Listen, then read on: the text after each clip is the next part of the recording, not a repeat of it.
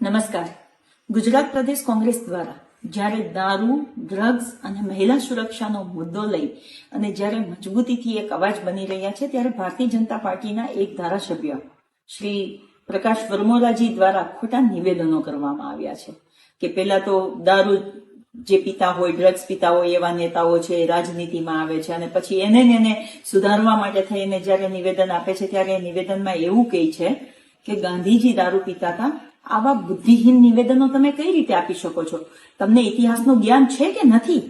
તમે મને એક રેફરન્સ તો એવો બતાવો કે જે ગાંધીજીએ દારૂ પીધો હોય. આપણા દેશના રાષ્ટ્રપિતા, જેના માટે આપણું માથું હંમેશા ઊંચું રહેવું જોઈએ, એવા રાષ્ટ્રપિતા માટે તમે આવું નિવેદન, બુદ્ધિહીન તમારું નિવેદન કેવી રીતે કરી શકો? શું તમે વિકૃત ઇતિહાસ પેદા કરવા માંગો છો? તમારો આરએસએસ અને હિન્દુ મહાસભાનો જે વિકૃત ઇતિહાસ છે કે અંગ્રેજોના ખોળે બેસીને પગાર લેતા હતા અને આ દેશને વેચવા નીકળ્યા હતા, એવો ઇતિહાસ પેદા કરવા માંગો છો?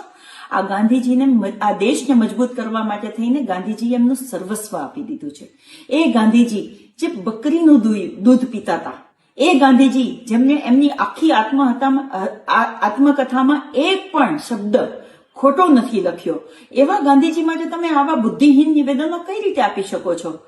હા, તમારી સરકાર દ્વારા અને તમારા નેતાઓ દ્વારા વારંવાર સરદાર વલ્લભભાઈ પટેલ અને નહેરુજીની વચ્ચે પણ મતભેદો ઉભા કરવાની વાત કરવામાં આવી છે. મારે તમને કહેવું છે કે 1949માં જયારે નહેરુજીનો જન્મદિવસ હતો ને, ત્યારે માનનીય સરદાર વલ્લભભાઈ પટેલે નહેરુજીને લેટર લખ્યો હતો કે તમારી અને મારી વચ્ચે મતભેદો ઉભા કરવાના પ્રયત્ન આપણા વિરોધીઓ કરી રહ્યા છે, પણ આપણે બંને સારા મિત્રો અને મજબૂત મિત્રો છે અને આપણા આ દેશને, બંધારણને મજબૂત કરવા અને આ દેશના નીવને મજબૂત કરવાના પ્રયત્નો આપણે કરી રહ્યા છીએ. એવા આપણા ગાંધીજી, નહેરુજી અને સરદાર વલ્લભભાઈ પટેલ હતા અને આ ઇતિહાસને તમે ક્યારેય નહીં છુપાવી શકો.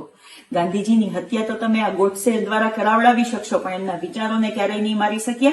અને તમને કહેવા માંગુ છું કે ગુજરાતમાં, આ ગાંધીના ગુજરાતમાં દારૂ અને ડ્રગ્સ ના જ આવવા જોઈએ. આજે પણ અમે એ વાત ઉપર મજબૂત છે ને આવતીકાલે પણ એ વાત ઉપર મજબૂત હશે ને. એટલા માટે જ ગાંધીજી પોતે દારૂના વિરોધી હતા, એટલે ગુજરાતને દારૂથી દૂર રાખ્યું હતું. એ ગુજરાતની સંસ્કૃતિને સાચવવા માટે બંધ રાખ્યું હતું. એટલે આવા બુદ્ધિહીન અને આવા વિકૃત નિવેદનો બીજી વાર ના કરતા તમે.